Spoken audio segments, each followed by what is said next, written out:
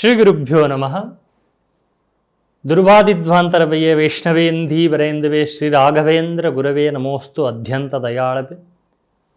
மூகோப்யத் பிரசாதேன முகுந்தசகனாகிதே ராஜராஜாகிதே ரிக்தோ ராகவேந்திரம் தமாஸ்ரயே. புத்திபலம் யசோதைரியம் நிர்பயத்வம் மரோகதா மஜாட்யம் வாக்படுத்பஞ்ச ஹனுமத் ஸ்மரணாத் பவேத். ஆதித்யாகிச்ச சோமாய மங்களாக புதாகச்ச குரு சுக்ர சனிபியஸ்ச ராகவே கேதவே நமः. பங்குனி அமாவாசை. அதுக்கு முன்னாடி நம்மளுடைய சேனல் நேயர்கள் அனைவருக்கும் எல்லாம் நிறைவாகட்டும். ஒவ்வொரு அமாவாசையுமே நம்மளுடைய முன்னோர்களுடைய வழிபாடுகளையும் நம்ம குலதெய்வ வழிபாட்டையும் செய்ய ரொம்ப சிறப்பானது. அமாவாசை அப்படிங்கிறது தந்தை வழியில் இருக்கக்கூடிய கர்மங்களை தீர்க்கிறதாகவும், பௌர்ணமி அப்படிங்கிறது தாய் வழியில் இருக்கக்கூடிய கர்மங்களை தீர்ப்பது. அமாவாசை அன்னைக்கு தந்தை வழியினுடைய குலதெய்வம், தந்தை வழி வழித்தோன்றல்களுக்கு உண்டான கர்மங்களை செய்வது.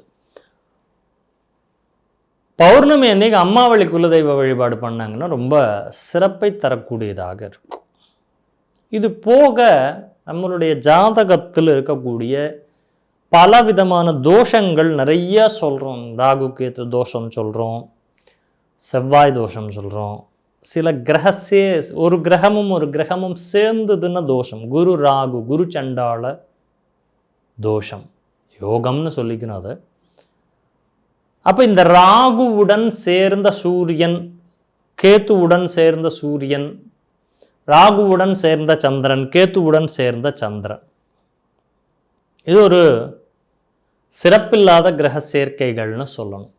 நம்ம ஒவ்வொருத்தர் ஜாதகத்தில் இதில் பார்க்கக்கூடியவர்களுடைய ஜாதகத்தில் சூரியன் ராகு சேர்ந்து இருந்ததுன்னா சூரியன் அப்படிங்கிற தந்தை வழியில் இருக்கக்கூடிய விஷயங்கள் ஒரு சிறப்பை தராது. அதே மாதிரி அரசாங்கம் சார்ந்த விஷயங்கள், நிர்வாகத்திறன் அப்படின்னு சொல்கிறோம். என்ன நல்ல வேலை பண்ணினாலும், மாங்குன்னு வேலை பண்ணினாலும்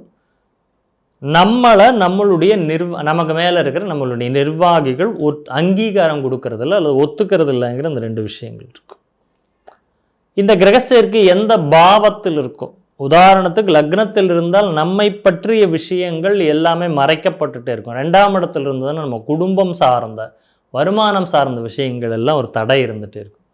3ல் இருக்குது அப்படின்னா என்னோடய முயற்சி, இது ஒரு தடையாகவே இருக்கும். 4 வீடு மனை யோகம், வீடு கிடைச்சும் அனுபவிக்க முடியாத ஒரு சந்தர்ப்பத்தை கொடுக்கும். 5 புத்திர தோஷத்தை கொடுத்துருது, பூர்வீகம் சம்பந்தப்பட்ட தோஷத்தை கொடுத்துருது. 6 கடனால் தொல்லை, ராகுன கடன், இழப்பு, விபத்து. இது சூரியன் கூட அப்படின்னா சூரியன் சொல்லக்கூடிய எல்லா விஷயங்களும் தந்தை தலையில் அடிபட்டது, கண்ணு பிரச்சனை வருது, எலும்புகள் சம்பந்தம், ராஜ உறுப்புகள் பாதிப்பு. 7 திருமண பாக்கியத்தையே தடுக்கக்கூடியதாக இருக்கும். 8 ஆயுள் கண்டத்தை சொல்லக்கூடியதாக இருக்கும். அந்த 8ல் சேரக்கூடாது. 9 அப்பாவனுடைய பாக்கியம் சம்பந்தப்பட்ட விஷயம். 10 தொழிலில் ஒரு நிம்மதியற்ற தன்மை. 11 லாபம் இல்லை, சந்தோஷம் இல்லை. 12 ஒரு சேர்த்து வைக்கணும்னு நினைக்கிறேங்க, ஒரு வெளிநாடு போகணுன்னு நினைக்கிறேன், சேர்த்து வைக்கணும்னு நினைக்கிறேன், சம்பாதிக்கணும்னு நினைக்கிறேன். இது எல்லாம் இருக்குது, அனுபவிக்க முடியலன்னு சொல்லுவோம். இருக்குது ஆனால் இல்லை அப்படிங்கிற பாருங்க. வரும் ஆனால் வராதுங்கிற மாதிரி. இந்த சூரியன் ராகு, சந்திரன் ராகு, இது கிரகண தோஷம் அப்படின்னு ஜாதகத்தில் சொல்லுவாங்க. இதுக்கு ஏதோ ஒரு மருந்து இருக்கணும்ல. ஒரு நோய் வந்தால் தோஷங்கிறது ஜலதோஷம் அப்படின்னு சொல்லணும். அதையும் தோஷம் தான் சொல்லுது. சந்தோஷமாக இருக்கிறது அது தோஷம். ரொம்ப சந்தோஷப்பட்டீங்கன்னா அடுத்தது ஒரு ஆப் ரெடி பண்ணிடுது இல்லையா? அந்த மாதிரி ஜலதோஷம் அப்படிங்கிறோம். தண்ணிக்கு தோஷம் இல்லைன்னு சொல்கிறவனே ஜலதோஷம்னு சொல்கிறேன். ஜலதோஷம்னா உடல் ரீதியாக இருக்கக்கூடிய வாத பித்த கபம்ங்கிற அந்த நிலை மாற்றம் தான் தோஷமாகுது. அப்போ காய்ச்சல் வருது, ரொம்ப சளி பிடிச்சா அடுத்தது காய்ச்சல், அவஸ்தைப்படுறோம். மருந்து எடுத்துக்கிறோம் இல்லையா? டாக்டரை பார்க்கணும், கஷாயம் குடிக்கிறீங்களோ, மருந்து எடுத்துக்கிறீங்களோ, இன்ஜெக்ஷன் போட்டுக்கிறீங்க, ஏதோ ஒன்று பண்ணி ஒரு பரிகாரத்தை தேடிக்கொள்கிறோம் உடலுக்கு. அந்த மாதிரி பிறப்பு படி இருக்கக்கூடிய என் தலையெழுத்து சம்பந்தமாக இந்த தோஷத்தை சொல்லுது. இந்த கிரகண தோஷங்கிறது, கிரகணம்னா என்னங்க? மறைப்பு. நீங்கள் விஞ்ஞான ரீதியாக சூரியனுக்கும் சந்திரனுக்கும் நடுவில், அல்ல சூரியனுக்கும் பூமிக்கு நடுவில் சந்திரன் செல்வதுன்னு இப்படி சொல்கிறோம்.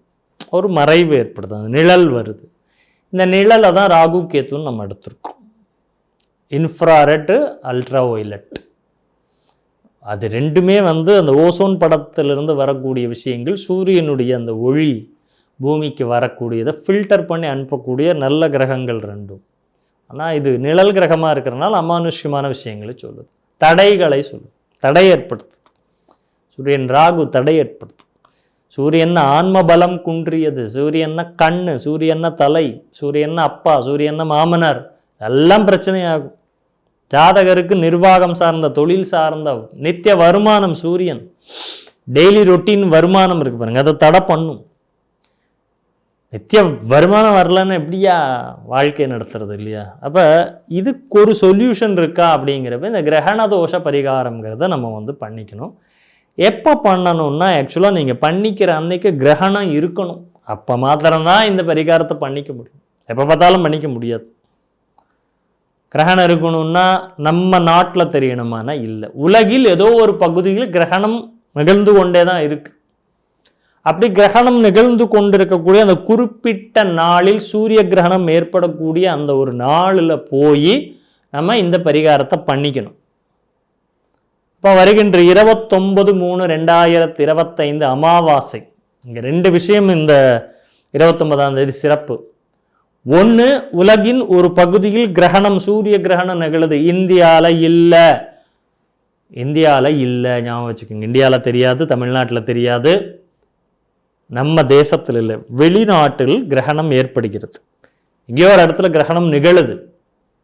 அந்த கிரகணம் நிகழக்கூடிய காலத்தில் தான் நீங்கள் இதை பண்ணிக்கணும். உங்களுடைய யார் ஜாதகத்தில் சூரியன் ராகு சேர்க்கை ரொம்ப நெருங்கிய பாகையில் இருக்கோ அவர்கள் இந்த பரிகாரத்தை நம்ம கொடுமுடி மகுடேஸ்வரர் கோயிலில் தான் இதுக்கு உண்டான பரிகார ஸ்தலமும் அதுதான். அங்கே தான் போய் பண்ணிக்கணும். அங்கே போய் இந்த கிரகண தோஷ பரிகாரத்தை செய்து கொள்ள உங்களுக்கு இந்த நிர்வாகம் சார்ந்த, வருமானம் சார்ந்த, குடும்பம் சார்ந்த, சுகம் சார்ந்த, ஆரோக்கியம் சார்ந்த, இதில் எல்லாம் ஒரு மறைவு திரை போட்டிருக்க பாருங்க. இந்த திரையை விலக்கி விட்ட மாதிரி ரெஃப்ரெஷ் ஆகிடுவீங்க. ஏன்னா வருஷம் முடிவு வருது. அடுத்த நாள் யுகாதி, யுகத்தினுடைய ஆரம்பம் ஆதி, அதுதான் யுகாதி. தமிழ் வருஷப்பிறப்பு ஒன்றுன்னு, இது தெலுங்கு வருஷப்பிறப்பு. 29ஆம் தேதி போய் இது பண்ணிக்கிறப்ப சனிப்பெயர்ச்சியும் இன்னைக்கு ஆகுது. கர்மா விலகுது. சனின்னா கர்மகாரகன். அப்போ இந்த சூரியன் ராகியினால் ஏற்படக்கூடிய அந்த கர்ம தாக்கத்தை நிவர்த்திக்கக்கூடிய நாள்.